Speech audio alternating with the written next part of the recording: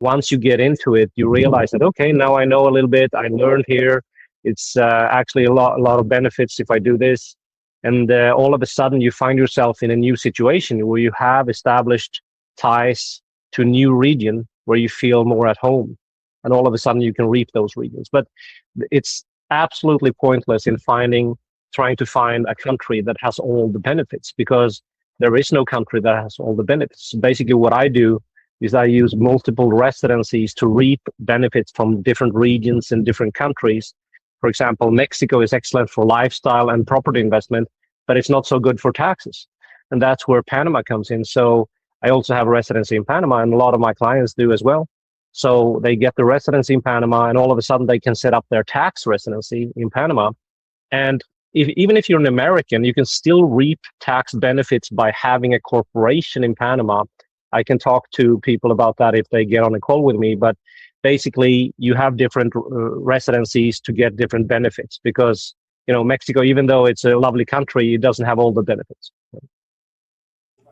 Right. And the one thing I want to add too is people have expertise. They've done certain things for a long, long time, and they know how to do it, and they're expert at it. But this is not usually one of those things that the average person is an expert at. And whenever we're learning something new, there's a length of learning time, and then there's a level of frustration, because in the beginning, like I'm learning Spanish, in the beginning it was really, really frustrating. I'm still not great at it, and it's still frustrating. And if I'm trying to do it on my own, it's hard, right? And when you have someone who can take you through those steps, it makes it a lot easier. And a friend of mine just recently got his permanent residency, and he's a do-it-yourselfer. He does everything himself, and he did this himself. And he's visiting me in Cancun, and I don't know. So no one phones me, and now in the middle of this, I've got 2 phone calls from the same person. So what I was going to say was, he's going into the office to get his permanent residency. And at the end of the day, did you get it? No. I got to go back tomorrow. So he goes back tomorrow. At the end of the day, did you get it? No. I got to go back in 3 days. Goes back in 3 days. Did you get it? Yeah.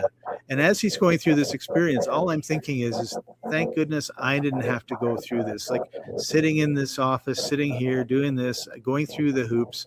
I'm just really happy that you were able to expedite the whole process.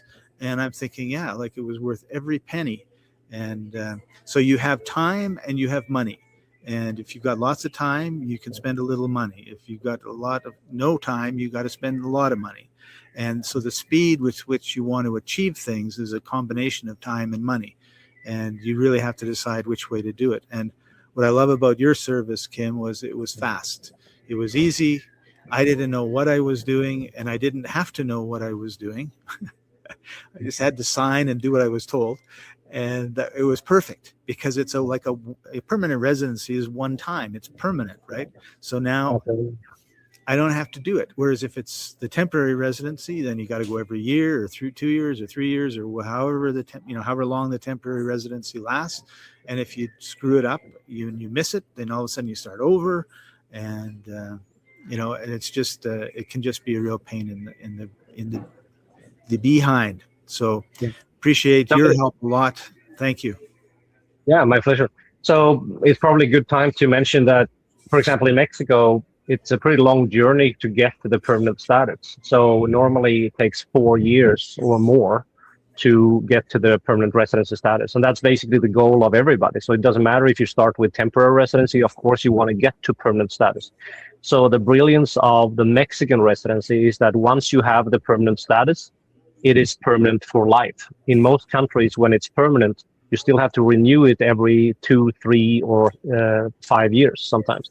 So basically in Mexico, once you get to the permanent status, you have it for life. You can leave the country for 10, 20 years, come back, and it's still permanent status. You don't have to maintain it. So basically the way it works in most other countries, just like the story about the lady I told you about, is that you have a certain amount of days or a certain amount of entries per year into the country that you have to make.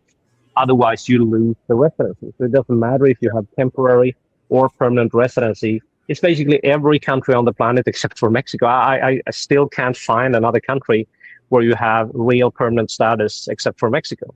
So I think it's such a brilliant residency to have in your back pocket. And back to what you said about all that work, it's we don't even do the temporary residency for people because it's just a pain in the ass. It's just too much work. So we're basically working with people who want to get from zero straight to permanent status, and we do that in 14 days. It went really fast. So for Yes. people who want to save time, that's basically why we exist. So instead of spending those agonizing 4 years, you can just get to permanent status within 14 days. And the problem with the temporary residency, and we've seen it in many countries, is it changes. So you could be in year 3 of your temporary residency in Mexico, Yeah. and Mexico says, no, it's Yeah. not 4 years anymore. It's 10 years now before you can get your permanent residency. Or you've Yeah. got to start all over. Or we don't even have temporary Yeah. residency anymore. Like, Yeah. who knows? I mean, it's the country's sovereign. They can do whatever they want. And they may just Exactly. decide, oh, Canadians, we don't want you here anymore. So no temporary Yeah. residency for you. And that's not scare tactic. What you're talking about, Scott? Because I know numerous countries that have changed their residency program or their whatever immigration scheme.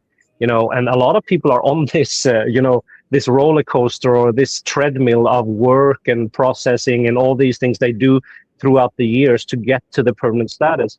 And all of a sudden it changes, and it's a nightmare for a lot of people because Yeah. the bureaucracy, even though Latin America is amazing, I have to admit the bureaucracy is very, very strict. So there's a lot of documents, there's a lot of things you have to fill out, there's a lot of things that has to be apostilled and delivered and be correct.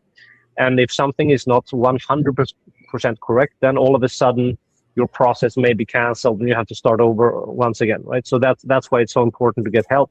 So you don't have to do things over and over again and just do it one time and then you get it done. Yeah. So if you're at all interested in having a plan B that works, which would be like, if I agree with you, you should have more than one residency, right? Like, so I'm Canadian. I have a Canadian residency because I'm a Canadian citizen. I have a second residency in Mexico. I want to get a third in Panama or Paraguay, and probably a fourth or fifth either in Europe or an African state somewhere. Botswana would be the one I would be looking at probably.